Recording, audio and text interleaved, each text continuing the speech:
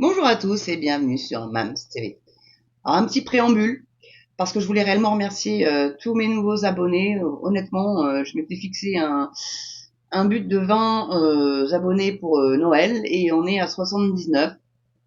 Et j'ai pas été revérifié, si ça se trouve c'est monté à 80. C'était l'objectif que je m'étais fixé en fait pour mon anniversaire un mois plus tard, donc le 25 janvier. Et bah du coup, pour mon anniv, j'aimerais bien avoir 200. Même peut-être plus, pourquoi pas, mais on va déjà se fixer à 200, ce qui serait déjà super top. Hein, comme je le dis souvent, l'abonnement c'est gratuit et ça mange pas de pain. De mettre un pouce si vous avez aimé la vidéo, non plus c'est totalement gratuit. La petite cloche pour être notifié de mes vidéos, c'est gratuit aussi. Vous voyez, vous en avez de la chance, tout est gratos sur Mams TV. C'est quand même bien des chanceux. En tout cas, non, mais un grand merci à vous, c'est super top. Et surtout, n'hésitez pas à partager mes vidéos sur vos réseaux sociaux, Insta, Facebook, Telegram, TikTok, voilà, ceux que vous fréquentez le plus, honnêtement, ça me fera énormément de plaisir. Voilà. Mais que si vous avez apprécié, bien évidemment, je ne vous force strictement à rien du tout. Voilà. Aucune obligation de votre part. Donc, comme vous avez pu le regarder et le constater, petite casquette américaine, le petit matou sur les genoux qui tient bien chaud, c'est agréable. Et donc, oui, le chat, c'est petite parenthèse du chacha. Donc c'est un article qui est du journal Le Temps, journal suisse. Alors c'est pas que les Français, il y en avait pas, mais ils étaient pas assez complets à mon goût. Et puis la plupart des articles, il faut être abonné au journal si on veut l'avoir en entier. Et comme je ne suis pas Crésus et que j'ai pas envie de m'abonner, parce que ça finit par faire quand même beaucoup. Après, à la fin du mois, ça me ferait au moins un minimum 100 € par mois d'abonnement pour des journaux. Pas envie. Je vous cache pas, j'ai pas envie. Voilà. Donc, article suisse, tout gratuit. Et pour les Suisses, c'est plutôt appréciable. Donc, l'affaire Biden.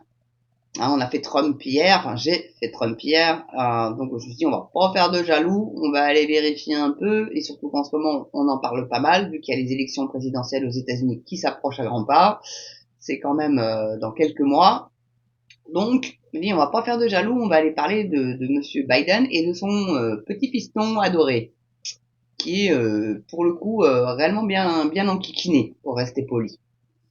Donc c'est un rapport d'élu républicain qui accuse le clan Biden d'avoir fait des affaires opaques à l'étranger. Ils se défendent comme ils peuvent, ils sont attaqués de tous les côtés les républicains, donc forcément, ils vont pas se laisser faire, donc ils vont aller chercher des poux aussi aux démocrates. C'est de bonne guerre, il y a envie de vous dire. Donc les membres de la famille du président américain sont accusés d'avoir reçu des sommes d'entreprises étrangères et d'avoir créé un réseau nébuleux de compagnies pour dissimuler l'origine des fonds. Des allégations absurdes selon la Maison Blanche. Oui, bah oui. Ils vont pas aller avouer que leur président a un fils qui est pire qu'une aiguille dans le bon, voilà. Donc c'est un article qui a été publié le 11 mai et puis qui a été modifié le 10 juin 2023. Donc il y aura des jours qui vont être nommés comme là sur voilà, mercredi, le vendredi, le jeudi, etc. Donc c'est de l'année 2023, du mois de juin, mais alors la date précise, ça malheureusement il ne le précise pas. Donc de nouvelles accusations visent le clan Biden. Des élus républicains ont déclaré mercredi que des membres de la famille de Joe Biden et leurs associés avaient reçu dans la plus grande opacité près de 10 millions de dollars d'entreprises étrangères, notamment chinoises et roumaines. Donc, ces allégations s'inscrivent dans une campagne de longue date visant les affaires controversées de Hunter Biden, le fils du président démocrate. La droite l'accuse d'avoir capitalisé sur son nom et le carnet d'adresse de son papa quand celui-ci était vice-président de Barack Obama de 2009 à 2017, afin de nouer des contrats douteux dans plusieurs pays. Un manque de transparence fustigé par les républicains. Non, ouais, c'est de bonne guerre. Ils contre-attaquent. C'est moi complètement d'accord avec les républicains, surtout que là vous allez voir, le Hunter Biden cumule un peu. Donc dans un rapport publié mercredi, les élus républicains d'une commission parlementaire chargée de superviser l'exécutif assurent désormais que d'autres membres de la famille, dont le frère ou la belle-fille du président, ont fait des affaires en Chine ou en Roumanie. Les élus s'appuient sur des relevés bancaires obtenus grâce au pouvoir d'enquête de leur commission et expliquent que les proches de Joe Biden avaient créé un réseau nébuleux de compagnies pour dissimuler l'origine des fonds. Ils se sont dit pas vu pas pris, bah dommage, il y en a qui ont été farfouillés, hein. Fallait pas attaquer les républicains, ça se trouve ça serait passé à la trappe et ça serait passé crème. Enfin bon, encore que les Américains ils aiment bien aller faire des fouilles. Donc le manque de transparence qui entoure les affaires de la famille Biden à l'étranger pose des questions importantes pour la sécurité nationale. C'est quand même important. On parle des États-Unis d'Amérique, la première puissance mondiale quand même. Bon. Donc, écrivent-ils, quand le vice-président Biden donnait des leçons d'éthique et contre la corruption à la Roumanie, Hunter Biden recevait lui plus d'1 million de dollars d'une entreprise contrôlée par un Roumain accusé de corruption, donne-t-il en exemple. Donc ça c'est la commission, hein, voilà, des républicains. Bon, c'est quand même un peu fort de café, surtout que bon, c'est comme chez nous, hein, faites ce que je dis, pas ce que je fais. Donc leur rapport n'impute aucun acte illégal au Biden et n'effectue jamais de lien direct avec le président américain. Mais lors d'une conférence de presse, l'élu Byron Donalds s'est dit convaincu que Joe Biden était au courant. Oui, à mon avis, oui, il est au courant. Faut quand même pas prendre les gens pour des jambons de Bayonne, comme j'aime à dire. Ne vous vexez pas les Bayonnais, hein. J'adore le jambon cru de Bayonne, même le meilleur pour moi, avec l'espagnol. Voilà, et l'italien aussi est très bon. Ça, y a pas de jaloux non plus ici. Donc voilà quoi, faut pas nous faire avaler des couleuvres quand même, il est au courant. Il est sénile, mais bon, ça il le savait, faut pas. Hein. Bon, en même temps, c'est vrai il parlait de son fils décédé dans une conférence de presse et d'autres personnes décédées aussi. Ah, elle est où Non, elle est morte. Donc le mec il tient plus debout, complètement sénile, gâteux, limite gâteux, et il est aux affaires de la première puissance mondiale. Moi, je sais pas vous, mais moi, ça me fout un peu les miquettes quand même. Hein. Mais bon, normalement, ils devraient dégager, là, si les Américains font le boulot, on devrait en être débarrassé, et ce serait pas plus mal. Donc, les phrases d'Hunter Biden, le talon d'Achille du président. Oui, c'est à minima ce que tu peux dire. Dans un communiqué, les élus démocrates de leur commission accusent leurs confrères républicains d'avoir choisi des informations trompeuses. Quant à la Maison-Blanche, elle a jugé absurde d'accuser Joe Biden de servir les intérêts de la Chine, sur la base d'allégations infondées et d'attaques personnelles, tout en se gardant d'entrer dans le détail. Et forcément, ils vont pas rentrer dans le détail et attaquer leur propre clan. Ce serait quand même balibalo. Donc les affaires et les phrases d'Hunter Biden, qui a longtemps souffert d'une addiction à la drogue, représentent un maillon faible pour Joe Biden, qui, à 80 ans, vient d'annoncer qu'il briguerait un nouveau mandat en 2024. Hallucinant, de rien le garçon. Mais le président ne l'a jamais lâché. Mon fils n'a rien fait de mal, je lui fais confiance, affirme-t-il. Il disait donc ça début mai. Hein. Bien que ce dernier soit menacé par une enquête de la justice fédérale pour fraude fiscale. Mais tout va bien. Non, mon fils il fait tout bien, mais bon, il y a une enquête, mais bon, c'est la justice se faire. Oui, donc on va laisser la justice se faire. Surtout on va la laisser faire.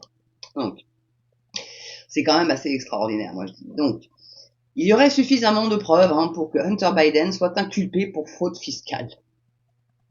Ah là, ça pue du cul, on va dire. Excusez-moi de la vulgarité, mais bon. Donc l'enquête fédérale sur le fils de Joe Biden, donc 52 ans, ouverte en 2018. Alors là où il faut m'expliquer, c'est que si l'enquête est ouverte depuis 2018, comment ça se fait que Scrappy Joe il a pu être élu en 2020 ? Moi, j'aimerais bien savoir comment c'est possible. Est-ce qu'il y avait vraiment un Trump bashing aussi efficace pour que ça passe à la trappe ? Alors je sais que ce qui plaisait surtout avec Joe Biden, c'était Kamala Harris, parce que tout le monde sait que c'est surtout le vice-président qui conseille énormément le président et qui généralement tempère un petit peu le bazar. Enfin, c'est comme ça qu'il fonctionne là-bas. Donc, est-ce qu'ils auraient pas plutôt voté pour Kamala Harris ? Mais il fallait savoir que Kamala Harris, c'était Obama, quoi. Bon, donc... Donc voilà, l'enquête a recueilli suffisamment assez de preuves, selon la presse américaine. Le dossier est maintenant entre les mains du procureur de l'État du Delaware. Delaware, ça vous pas sonner une petite cloche, ça ? Vous savez, mais si, McKinsey, leur siège social est dans le Delaware. C'est le petit paradis fiscal, c'est C'est un État paradis fiscal aux États-Unis, le Delaware. Voilà. Hein, vous savez, McKinsey, ce cabinet de conseil là qui coûte un bras aux contribuables français, qui conseille Macron et qui le conseille pour nous détruire. On peut pas prendre plutôt les hauts fonctionnaires, on en a, hein, ils sont grassement payés aussi par le contribuable, ils sont tout aussi compétents, voire mieux même. Mais bon, petite parenthèse fermée. Donc des agents chargés d'enquêter sur les affaires de Hunter Biden, le fils de l'actuel président américain, ont réuni des preuves de fraude fiscale et il revient désormais à un procureur de décider s'il convient de l'inculper, rapporte le Washington Post. Des investigations fédérales ont été ouvertes en 2018 sur le travail notamment à l'étranger du fils cadet de Joe Biden, un avocat et lobbyiste de 52 ans, au parcours tumultueux, rappelle le quotidien. Les agents estiment depuis des mois avoir suffisamment d'éléments pour le poursuivre pour fraude fiscale, ajoute le journal, qui s'appuie sur des sources anonymes proches du dossier. Ils ont également établi qu'il avait menti lors de l'achat d'une arme à feu en 2018 selon ces sources. C'est complètement débile vu que les armes aux États-Unis, tu peux t'en procurer relativement facilement. Hein, je crois que dans les familles, une fois il y a eu une photo, c'était absolument hallucinant. Ils ont des armes de guerre chez eux, c'est des trucs de dingue. Ça peut remplir leur jardin ils ont des flingues. Et eux, ils ont le droit de tirer. Hein. Tu mets un orteil dans un jardin, si t'es pas le bienvenu, boum, tu te prends une balle. Non. Puis ils savent tirer généralement. Donc bon, fais gaffe, on va pas mettre l'orteil dans un jardin américain si on n'y est pas invité. Voilà. Bon. Donc le procureur fédéral de l'État du Delaware, le fief de Joe Biden, comme c'est bizarre, et de sa famille doit désormais décider qu'il pense que ces éléments sont suffisants pour obtenir une condamnation lors du procès. Donc une cible privilégiée des partisans de Donald Trump, ce procureur David Weiss a été nommé par l'ancien président républicain Donald Trump qui a fait de Hunter Biden une de ses cibles de prédilection. Alors, il va pas se gêner. Il a attaqué de tous les côtés. Trump, il va pas se gêner pour aller attaquer aussi du côté Biden. Hein. Il a bien raison d'ailleurs parce que là, c'est quand même pas piqué des verres. Hein. Donc les frasques du fils de Joe Biden, qui a longtemps bataillé contre les addictions à la drogue et à l'alcool, ont régulièrement défrayé la chronique. Et il a été souvent considéré comme un handicap potentiel pour la carrière politique de son papounet. Le maître de son père, hein, qui rajoute papounet. Puis je crois qu'aussi dans son PC, ils ont trouvé des liens avec des pédophiles, des machins, enfin, un réseau de pédophilie par là aussi, quoique bon, le papa, à mon avis, profite un petit peu, parce que bon, on sait pas, hein. C'est une supputation, on va dire, à approuver, à vérifier. Voilà. Je vous laisse faire les fact-checkers, du coup. Donc, avant l'élection de 2020, Donald Trump et ses partisans, qui ont vivement reproché d'avoir accepté en 2014 un mandat d'administrateur du groupe gazier ukrainien Burisma, alors que Joe Biden était vice-président et investi dans le dossier ukrainien. Pour petit rappel, la guerre en Ukraine, elle a démarré en 2014. Alors, est-ce que ça serait lié? Et puis, en société gazière. Nord Stream. Bon. Ah, je sais pas, moi, à mon avis, c'est lié. Après, il ne précise pas ça dans l'article, je vous cache pas, donc ça n'est que mon avis personnel, voilà, mon intuition personnelle qui me pousse à dire que bon, il y a peut-être un lien quelque part entre les deux affaires. Donc, les pressions exercées par Donald Trump sur le président Volodymyr Zelensky pour qu'il ouvre une enquête à ce sujet lui avaient valu un premier procès en destitution en 2020.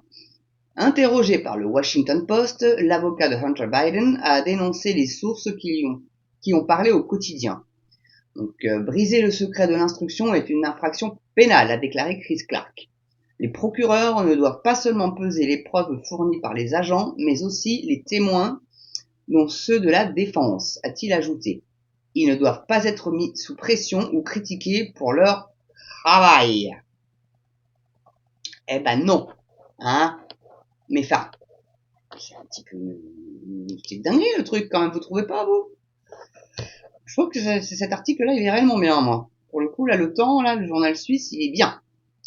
Donc Hunter Biden, donc le fils encombrant du président, est rattrapé par ses affaires ukrainiennes. Donald Trump va jusqu'à demander à Vladimir Poutine de dévoiler des informations compromettantes sur le fils de Joe Biden, déjà sous enquête fédérale. La série continue, hein. Hunter Biden refait parler de lui. Le fils du président démocrate, mouton noir de la famille, oui, bah oui, c'est comme une aiguille dans le bip, me bip toute seule, connu pour ses ex-addictions au crack. En plus, c'est pas la drogue la plus saine, on va dire, c'est le crack. J'en avais entendu parler, hein, ça rend zombie ce truc. Ses problèmes d'alcool et ses affaires financières et commerciales douteuses fait l'objet d'une enquête du ministère de la Justice qui s'est accélérée ces derniers mois selon CNN. Les témoignages se multiplient. De son côté, Donald Trump n'hésite pas, en pleine guerre d'Ukraine, à inviter le président russe Vladimir Poutine à dévoiler des informations compromettantes sur Hunter Biden. Voilà. C'est quand même une petite dinguerie, non? Enfin, je sais pas ce que vous en pensez, vous. Mais c'est quand même assez terrible, le pauvre. Le pauvre. Oh, le titi. Enfin voilà. Et alors attendez, il me semble que j'avais un autre sous-article dans cet article-là. Donc si vous me laissez juste 2 petites secondes, j'essaie de vous le retrouver. Rapidos. Parce que ça, il me semble bien qu'il y avait un petit peu plus. Un petit peu plus.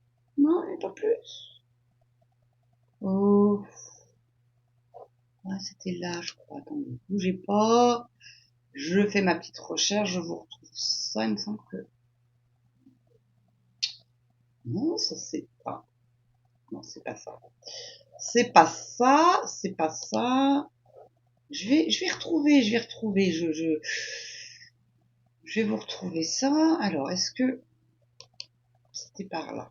Parce qu'il y a plein de sous-articles. Alors, c'est quand même plutôt intéressant de retrouver toutes ces petites affaires-là. Arrête de sauter, toi. Oui, je sais pas, ouais, c'est Merrick Garland, le ministre pris entre l'Ukraine et l'enquête sur le Capitole et celle sur les enfants de Biden. Ouais, je vais les regarder, voir si vite fait, là, si ça peut vous intéresser éventuellement. Est-ce que ça peut être intéressant? Ah, peut-être, ça parle des sanctions russes. Bon, écoutez, je vais vous le lire.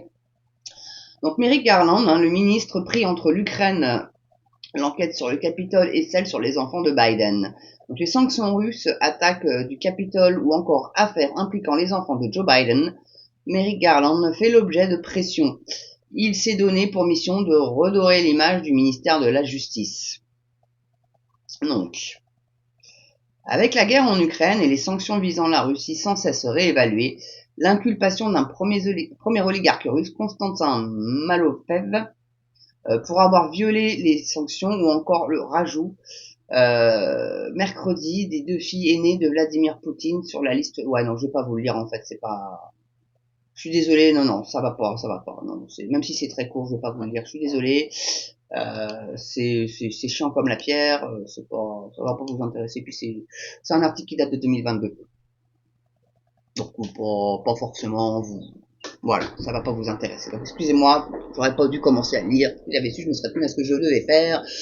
Et c'était très bien comme ça. Bon bah écoutez, malgré ce petit couac de la fin, j'espère que vous avez apprécié cette vidéo, que vous avez appris certaines choses sur la famille Biden.